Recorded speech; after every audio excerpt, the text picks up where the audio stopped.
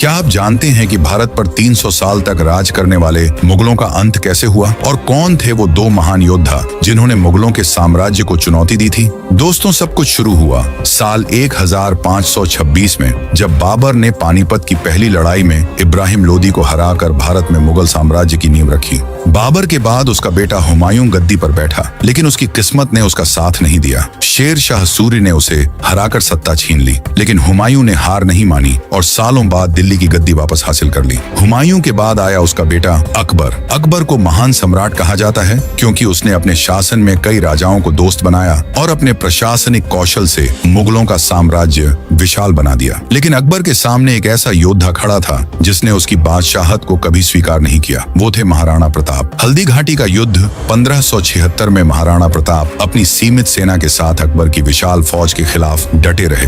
भाले तलवारों की आवाज और घोड़ों की टापों के बीच महाराणा प्रताप ने अपने प्रिय घोड़े चेतक पर सवार होकर दुश्मनों के छक्के छुड़ा दिए। हालांकि इस युद्ध में प्रताप को पीछे हटना पड़ा, लेकिन उन्होंने हार नहीं मानी। जंगलों में रहकर मिट्टी की रोटियां खाकर भी उन्होंने अकबर के सामने सिर नहीं झुकाया। उनकी गुरिल्ला युद्ध नीति ने मुगलों को कई बार हराने पर मजबूर कर दिया। अकबर के बाद आया उसका बेटा जहांगीर, जिसने कला संस्कृति को बढ़ावा दिया। फिर शाहजहां का दौर आया, जिसने अपनी पत्नी मुमताज के लिए भव्य ताजमहल बनवाया। लेकिन इसके बाद सत्ता संभाली औरंगजेब ने, जिसने अपनी कठोर नीतियों से मुगल साम्राज्य को कमजोर कर दिया। औरंगजेब के आतंक के खिलाफ एक और योद्धा खड़ा हुआ, छत्रपति शिवाजी महाराज। शिवाजी का मुकाबला औरंगजेब से था, लेकिन उन्होंने ताकत से नहीं बल्कि अपनी चतुराई और छापामार युद्ध नीति से मुगलों को कई बार पराजित किया। औरंगजेब ने शिवाजी को पकड़ने के लिए एक चाल चली और उन्हें आगरा किले में कैद कर लिया। लेकिन शिवाजी ने अपनी सूझबूझ से वहां से सुरक्षित भागकर औरंगजेब के मंसूबों को नाकाम कर दिया। इसके बाद मुगलों का साम्राज्य कमजोर होता गया। 1857 की क्रांति के दौरान